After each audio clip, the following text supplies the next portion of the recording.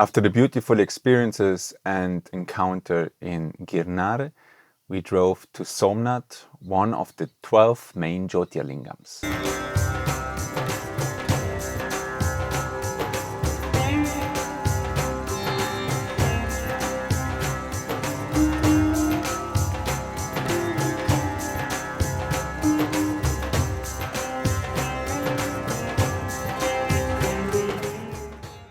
Jyotirlingams are holy pilgrimage sites which are the manifestation of Shiva himself. The story is told in various Puranas where Vishnu and Brahma argued of who is the highest. To settle the dispute, Shiva appeared as a blazing pillar of light. He challenged Brahma and Vishnu to find the beginning and the end of this pillar. So Vishnu took the form of Varaha, the boar, and went into the earth to see where is the beginning of this pillar. And Brahma took the form of a swan and went up into the heavens to look out for an end. Both returned defeated, and Vishnu admitted that he couldn't find the beginning of this pillar. But Brahma was cheating and couldn't admit his defeat. He took a flower which he found on the way and said that is where the end of this pillar is. That is where Brahma got cursed that he will not be worshipped in this world. In fact, there's very few temples which worship Brahma. The 12 main Jyotirlingams are said to come forth from that first pillar of light. Jyotir means light and Lingam means sign or symbol. In the form of Jyotirlingam, which are all Swayambhu or self-manifested lingams, Shiva shows his eternal nature, the light bringer, the one who enlightens. These holy sites are visited every year by millions of pilgrims from all over the world. It is said that in those places there's a very high spiritual energy, and the presence of Shiva cleanses us of our karmic consequences, of our sins, and helps us to grow on our spiritual path towards enlightenment. The 12 main Jyotirlingams are Somnath in Gujarat, Mallikarjuna in Andhra Pradesh, Mahakaleshwar in Madhya Pradesh, Omkareshwar in Madhya Pradesh, Kedarnath in Uttarakhand, Bhimashankar in Maharashtra, Kashi Vishwanath in Uttar Pradesh, Triambakeshwar in Maharashtra, Vaidyanath in Jharkhand, Nageshwar in Gujarat, Rameshwaram in Tamil Nadu, Grineshwar in Maharashtra. It is said that Somnath is the first Jyotirlingam, and it is related with the story of Daksha Prajapati. A Prajapati has many responsibilities, among those to populate this world and take care of the order in this world.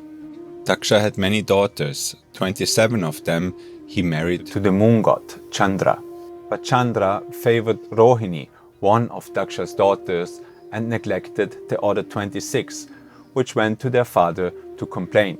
Daksha got furious and cursed Chandra that his splendor will be removed, his splendor will wane. Distressed by this curse of Daksha Prajapati, Lord Chandra, the moon, went and sought the help of Brahmadev, who advised him to pray to Shiva. Chandra went to Prabhastirtha, which is nowadays a place in Gujarat, and started to do intense tapasya for Lord Shiva. Lord Shiva was very pleased with the devotion of the moon and told him that he will reduce partially that curse. Shiva decreed that the moon would wax and wane in cycles, thus restoring his brilliance periodically. That is how the lunar phases were created. A part of that, Shiva took also Lord Chandra on his head to protect him, and therefore Shiva is also called Chandrasekhara, the one who is crowned with the moon. To mark this divine intervention, Lord Shiva manifested as a Jyotirlingam in the place where Lord Chandra, the moon, made this intense tapasya. That is the place where nowadays is still the temple of Somnath. Soma is another name of the moon, and Somnath is the Lord of the moon. In this story, we can see the mercy and the love of God in the form of Shiva towards his devotees. Even a strong curse like the curse of Daksha Prajapati could not stand in the presence of Lord Shiva. Shiva is in general known as merciful and easy to please. The same way Shiva protected Chandra, he will also protect and save us. Besides the spiritual aspect, Somnath has also a very strong history. The resilience where Sanatana Dharma was kept alive, even though it was destroyed many times. The temple of Somnath was at least attacked and destroyed 5 times by foreign invaders and was each time reconstructed. The last destruction in the 1700s was ordered and executed by Emperor Aurangzeb, which destroyed many temples all over India. And the temple was only reconstructed in the 1950s. This constant reconstruction of the temple is a symbol of Sanatana Dharma, the spirit of Hindu Dharma, which can't be destroyed even when temples are being destroyed. I guess that this strong history has also marked this place, and therefore nowadays a lot of precautions are being taken. When we reached there was lots of people. You have to bring your passport, you have to sign up, especially as a foreigner, and you can't bring anything into the temple. No phone, no camera. And in this place, they really check multiple times. There's no way you're gonna bring something in, and you don't wanna walk back all the way to the car again. The temple complex is very beautiful. The Mulasthanam with the lingam is very imposing, very beautiful, and the whole surrounding is very peaceful because the sea is right there, and there's a lot of educational material through images of the deity, of stories with Shiva. I must say though that the water which came as prasad, the water which washed the lingam, had a very strong smell which was not inviting to drink it. And I don't say that lightly, because I really love Shiva and I know the value of prasad. I even bought some bottles of this water, but before I came to Europe I actually spread it in rivers and other places. While investigating, we saw that there was a samadhi near the temple along the beach. He's saying his grandfather would remember because it was from his grandfather's time.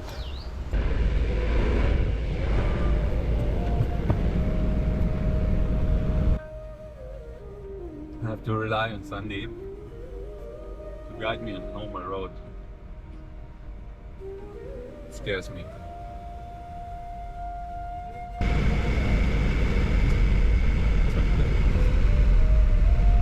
We drove there, but different roads were closed and we had to go through very small roads, dirt roads, and it took us ages. I felt like we are going into the nowhere.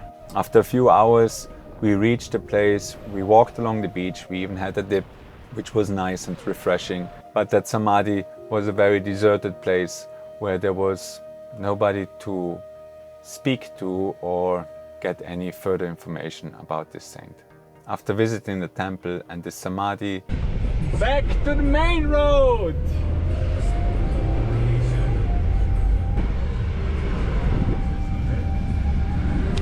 Now we have spent another 1 hour in the neighborhood here.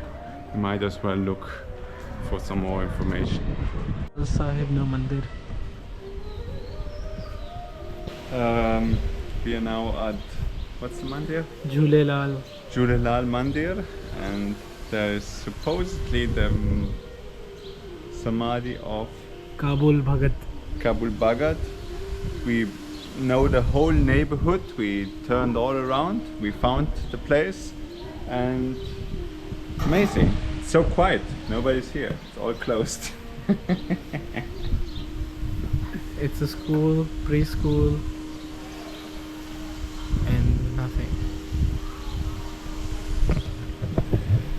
Sandeep is so excited today.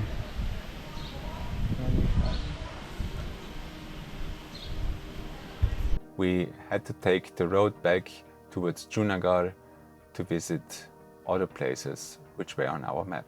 But that's the next episode. Jai Gurudev.